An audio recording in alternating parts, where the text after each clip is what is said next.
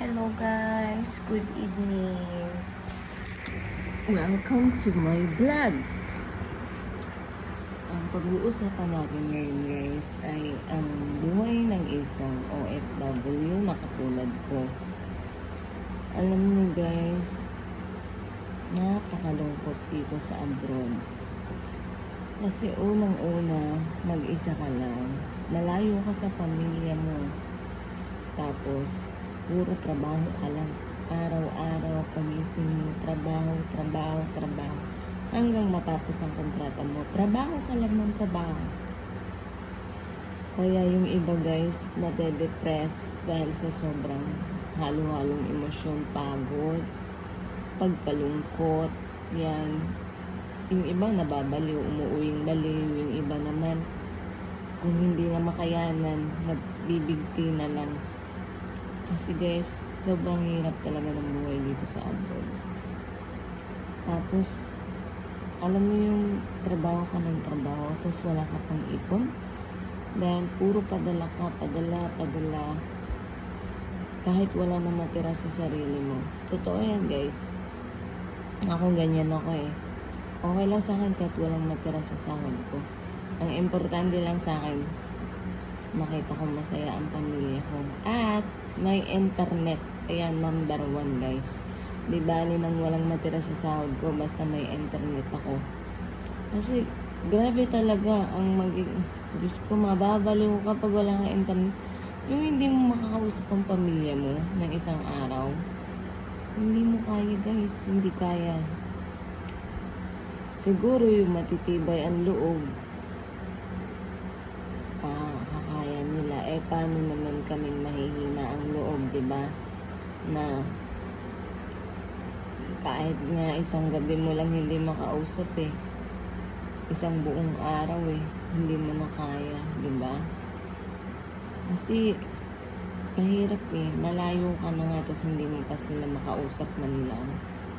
Pero pag ganito na malayo tayo tapos mag-isa lang tayo sa isang lugar, sa isang bansa, kailangan natin magpakatatag guys. Huwag tayong bastang bibitaw.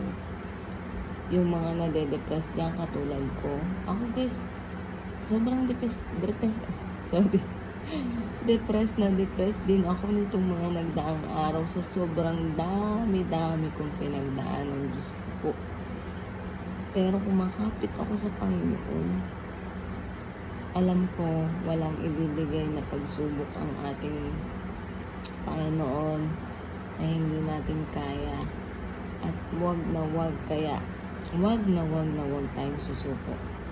Lalo na at may pamilya tayong naghihintay sa atin, sa pag-uwi natin, sa pagbabalik natin. Isipin natin palagi ang mga pangarap natin. Bakit tayo pumunta sa abroad? Ako guys, nag-Saudi ako dati, 3 buwan lang ako dun. Hindi ko natapos ang kontrata ko kasi mahirap sa Saudi. Ang nangyari sa akin dun, sobrang sungit ng hindi naman sobrang sungit. May 50-50 ang ugali ng amo ko. May alaga akong 3 bata, naglilinis ako ng 3 palapag na bahay. Ngayon, itong si amo ko, binalik ako sa agency. Basta mahabang kwento. Sa susunod kong video, ikukwento ko kung bakit, anong nangyari sa akin sa Saudi. Ngayon, nandito ako sa Malaysia, guys. At sa awa ng Diyos, sobrang babait ng mga naging amo ko ngayon. Kaya lang, kahit ganon, sa Pilipinas naman ako nagkaroon ng mga problema. Pero hindi naman talaga mawawala ang problema, no?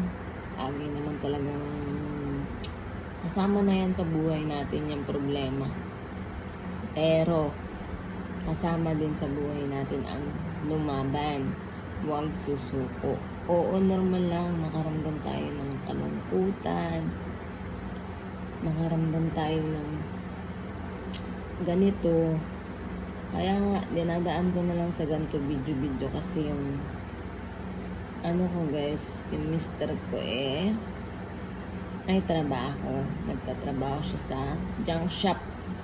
Nagbubuhat ng mga bakal, bubog, mga yan, kinakarga nila sa isang trailer na truck. Pupunuin nila yun. Pag napuno na, okay, tapos ng trabaho, pwede na umuwi. Ganun yung trabaho ng asawa ko, guys. At hanga naman ako sa kanya kasi kahit anong trabaho, okay lang sa kanya. Pinapasukan niya, nagko-construction siya, nagwi-welding, ayan, nagkarga. Ang tatay ko, ikukwento ko sa inyo ang buhay ko, guys, sa susunod kong vlog. No? Kung ano ang pinagdaanan ko nung bata pa ako. Yan. Pero ngayon, ang topic muna natin ay yung tungkol sa pag-a-abroad. Yan. Kaya kayo guys, nakatulad ko na mga OFW, fight lang tayo. Kaya natin to guys. Matatapos din ang mga paghihirap natin at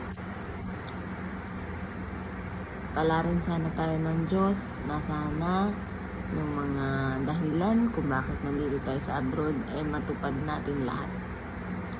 Yun lang guys. Sana ay nasa maayos kayong kalagayan ngayon. Mag-pray lang tayo palagi. Sana sa mga hindi pa nakaka-subscribe sa channel ko, sana po ay subscribe niyo po ako. Subscribe ko din kayo. Tulungan tayo guys. Tapos paki-like na din po at share. Yun lang. Salamat.